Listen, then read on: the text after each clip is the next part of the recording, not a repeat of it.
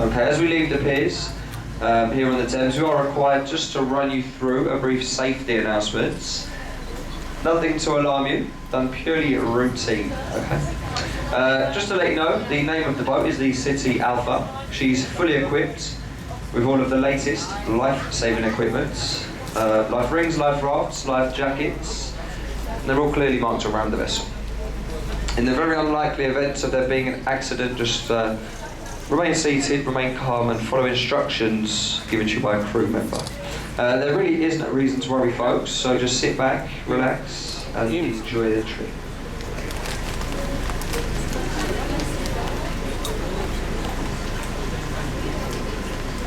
Well, that was the safety announcement out of the way then, folks. Now, on boarding the boats, a few people were asking about commentaries or guided tours. Unfortunately, there are no professional guides on these boats. As you can tell, we are just the crew. We was helping you at the gate boarding the boats. But as we was asked, we don't mind pointing out a few basic points of interest along the way. I've got quite a bit of local knowledge from working on the river, and I'll do my best to share it with yourselves as we go down to the tower. Okay, maybe make the trip a bit more interesting along the way. Not a very nice day. Hopefully we'll add to the trip. I'll start over to the left-hand side. You can see two vessels to the left. The blue boat is the Tattershall Castle. Once a paddle steamer on the River Humber, and it's now a pub, nightclub, and also a comedy club on the banks of the Thames. And just below it there, the white boat is the Hispaniola, and that was once a Scottish ferry, and it's now a restaurant boat, permanently stationed over on the embankment wall to the left.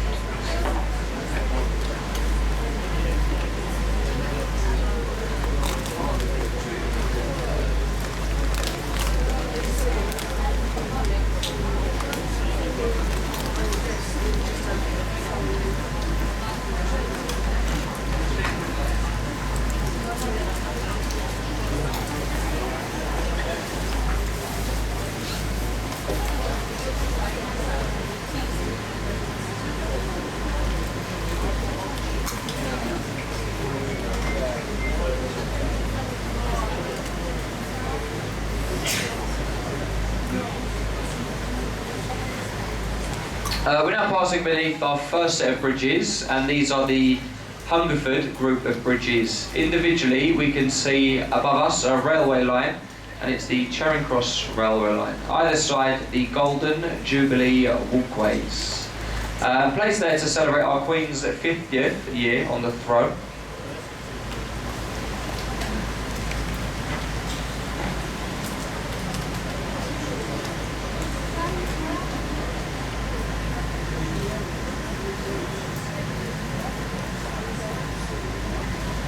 And over to our left, on the embankment wall to the left, the oldest thing we'll see on the journey today is Cleopatra's Needle. In fact, Cleopatra's Needle is actually older than London itself. Okay, said to be over 3,500 years old. Given to us by an Egyptian government to celebrate Nelson's victory over Napoleon at the Battle of the River Nile. All this built in pairs, these obelisks. The sister needle to this one, it's slightly smaller. It stands in Central Park, New York City. Over to our right, we have the Queen Elizabeth Hall and Purcell Room. But if you look on top, you can see there's a small cabin, and it has 3 windmills at the top. This is actually called a room for London. It was a bit of a competition for architects and entrepreneurs, and this one won the competition. You can stay in that room. It's about £300 to stay there. The only problem is you can only stay for 1 night, and it is booked up, I believe, until April, the end of April.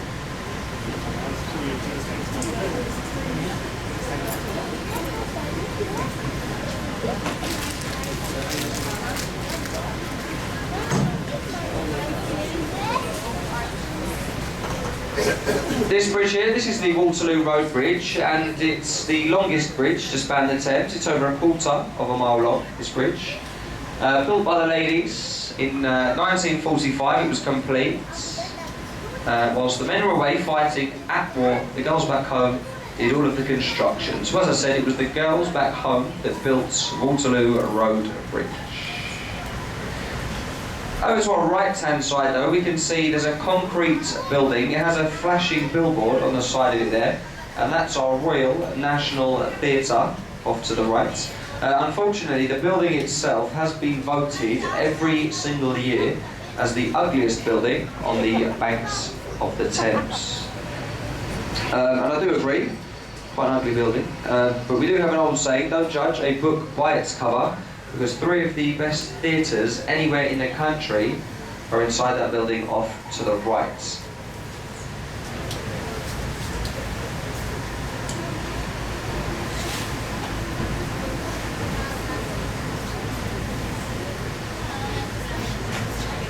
Stay to the right, we can see a tall tower and a small studio at the front, and the letters ITV.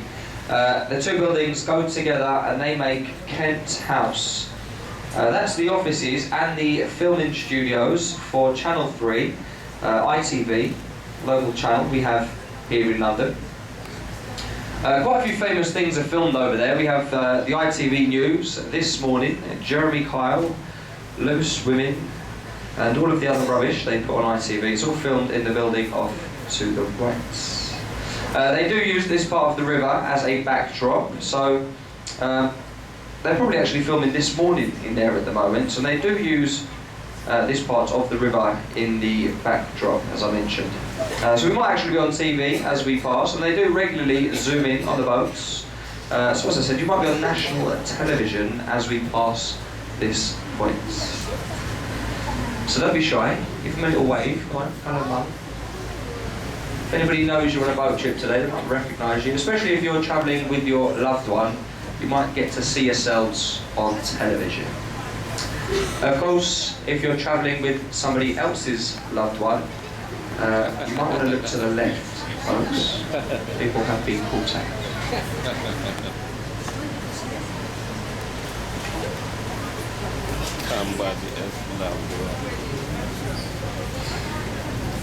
Why are so many people looking to the left? That's what I want to know. Going back over to the right-hand side very quickly, folks, the red brick building is the old Stanford Wharf. That was once our largest cold meat storage warehouse.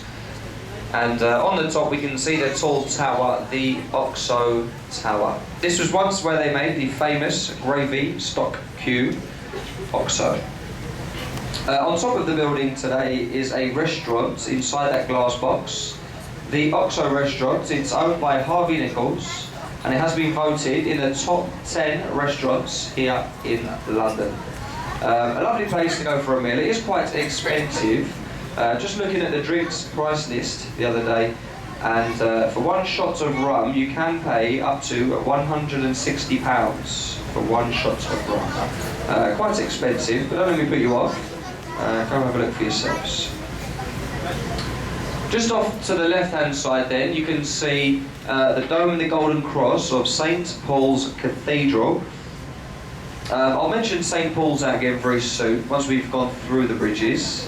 For the meantime, if you look immediately to the left, we can see a white Gothic building. It has a green sloping roof, and that's our old City of London School for Boys off to the left. Not a school today, it's now offices for JP Morgan.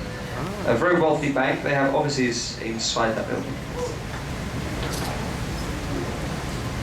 JP Morgan?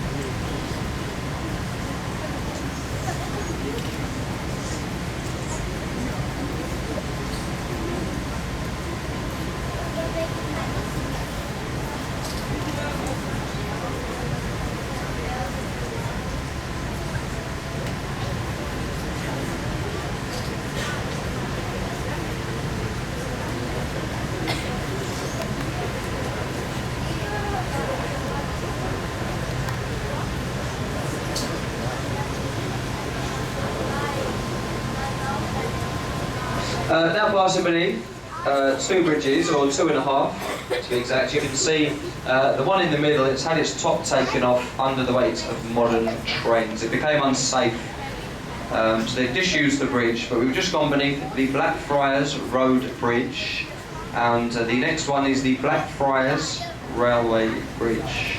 There has been quite a bit of construction going on top of this bridge for just over 4 years. It's now come to an end, but they put the first railway station to span the Thames. Blackfriars Station is actually now on top of this bridge we're passing beneath. As we've cleared the bridge then, going over to the left, I mentioned it before, the Dome and the Golden Cross, St Paul's Cathedral over on the left hand side, standing on the top of Ludgate Hill. The height of St Paul's is very easy to remember. It's 365 feet tall. The height of St Paul's is representing 1 foot for each day of the year.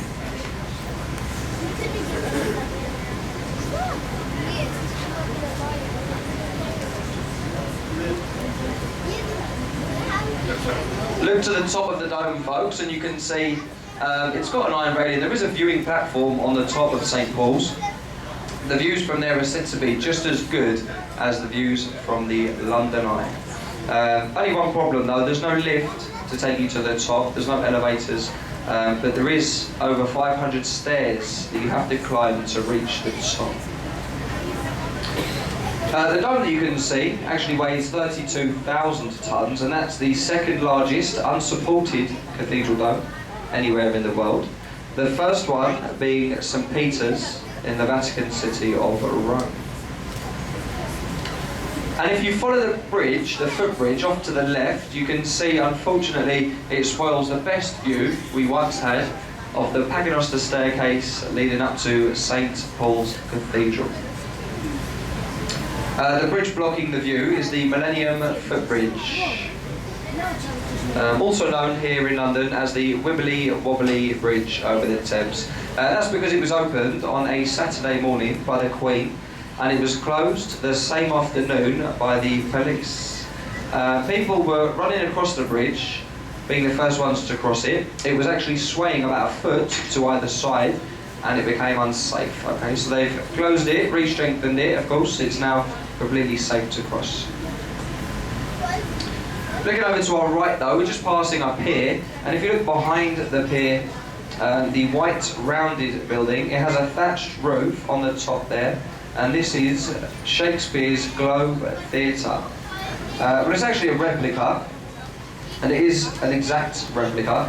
It's the only building in London to be allowed a thatched roof since the Great Fire of London of 1666. Go inside the building during the summer months. You can watch a play take place. Unfortunately, it's closed for plays at the moment. It's only open for guided tours of the building. I believe it opens for plays at the end of this month. The bridge ahead of us is the Southwark Road Bridge, the narrowest to span the Thames, and also one of the least used bridges. That's due to the approach roads. They're so well hidden in the back streets of London that nobody can find the bridge to use it. It tends to only be professional drivers, as you can see, bus drivers, lorry drivers that pass the bridge. They do actually say if you see anybody on top of the bridge, they give them a little wave, so the chances are they're probably lost. It was actually placed here in 1921, originally placed here to relieve the traffic off of the old London Bridge many years ago. We're going over to the right-hand side, folks, and in the corner we can see a lovely pub over in the corner, the Anchor Tavern at Bankside. Parts of that pub to the right date back to 1615, and it is said that Shakespeare himself, he would have used that pub off to the right. Quite a famous pub. It's also mentioned in the diaries of Dr. Johnson and Samuel Pepys, and it has starred in a couple of films as well. Mission Impossible, and the most recent one, Get Him to the Greek with Russell Brand. Just passing beneath the Cannon Street Railway Bridge. This is the oldest still functioning railway bridge to span the Thames. Other than that, it's not a very interesting bridge, but if you look at the support columns, left and right, you can get an idea on just how fast the tide can flow here in London. You may have noticed the tide is now flooding. We're now going against the flow of tide, okay? We are on low water here in London at the moment. The tide is going to start flooding and it will do so for 5 hours. Looking off to the right then, we have a small gap in the buildings, and in the dock for the children we have a little pirate ship off to the right. The pirate ship you see is not a model, it's an exact working replica of Sir Francis Drake's Golden Hind, the first Englishman to sail around the world. He used a vessel identical to that one in the dock there. It took him 3 years with a crew of 80 sailors on board the boat. Our next bridge, the last one we passed beneath before we reach Tower Pier, this one is one of the most historic bridges, London Bridge. Not to be confused with the bridge ahead of us is Tower Bridge. We're now passing beneath the 5th London Bridge to span this site in over 2,000 years. This one was opened in 1973 by our present-day Queen. As we clear the bridge, you have to look very quickly here to the left, and there's a gap in the buildings and a column with a golden ball of flame on the top. And this is our monument to the Great Fire of London. The monument actually stands at 202 feet tall, and if it was laid down in an easterly direction, the way we're travelling, it would actually pinpoint the spot in Pudding Lane, in the Royal Bakery, where the fire was said to have started. To the right, we're also just passing a tall glass building, which is now Western Europe's tallest building, the Shard, and it stands over 1,000 feet tall. Office space, the Shangri-La Hotel, a casino, and a viewing platform. Apartments inside the building as well. Now, one of the most recent apartments to go up for sale in the Shard is actually up for £45 million. And it was actually the architect, the man that designed that building. He didn't ask for any money for the design, he just asked and requested that he owns the penthouse apartment, which actually, as I mentioned, is up for sale now for £45 million, so not bad for a few drawings.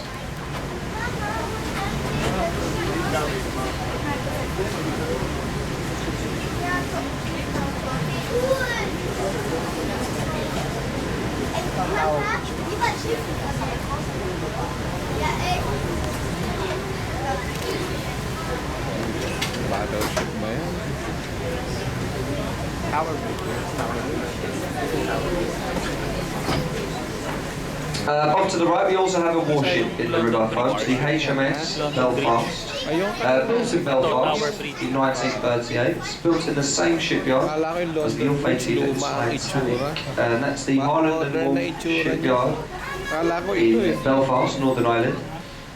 Took part in the Second World War. She's now permanently stationed here on the banks of the Thames, and you can go on board and have a look around. But over to the left, that is Tower Pier, folks. But what we're going to do as we shape up for the pier, we're just going to try and turn the boat just slightly. For those of you taking pictures, you might be able to get a nice photo off to the right of Tower Road Bridge. Okay, one of the world's most famous bridges, just ahead of us there. Also known as the Gateway into London. Tower Road Bridge is actually famous for the fact that it can open and it raises like a double-sided drawbridge that allows bigger ships in and out of this part of the river. The two parts that raise in between the two towers, these are known as bascules. Each weighing over 1,000 tons, it only takes up to 90 seconds to raise into the upright position. And as you can see, we've just manoeuvred the boat there just to give you a nice photo just before we proceed over to Tower Pier. Just ahead of us, our next stop. Just a quick word about safety, folks. Whilst we're going into the piers. It is best if everybody just remains safely seated, okay? As I mentioned, we are on low water. We have to go into the pier quite quickly, and as we do so, we might have a small bump, okay? So please do just stay safely seated as we go into the boats, okay?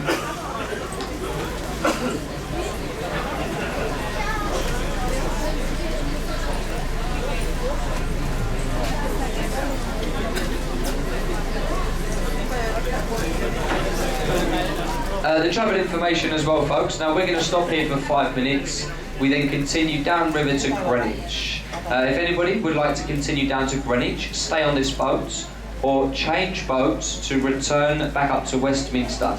To change boats and return, you have to go to gate letter B. So to return, it's gate letter B or stay on board for Greenwich. The last word is just a very little quick word about the commentary. As I said before, we're not guides on these boats. We don't claim to be.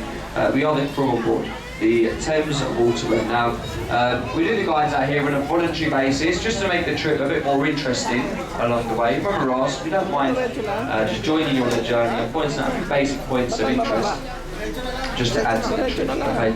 But as I said, we're employed to take the boat safely from A to B, and the company, they don't place guides on every single one of their boats.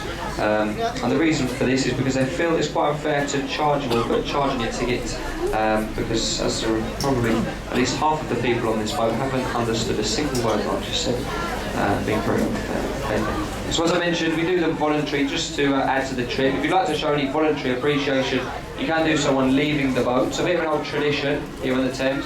I'll be standing at the gate there, helping you ashore, and I'll be holding the ship's tip buckets. If you'd like to drop in a couple of coins to the old bucket, it's greatly received.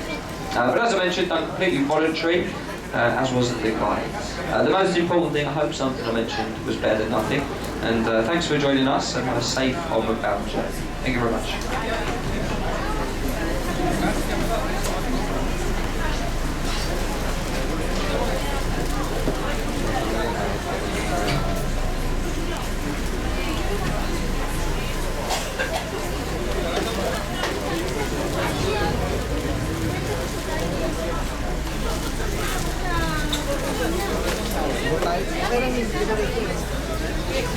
Oh, wala naman. Dito lang tayo.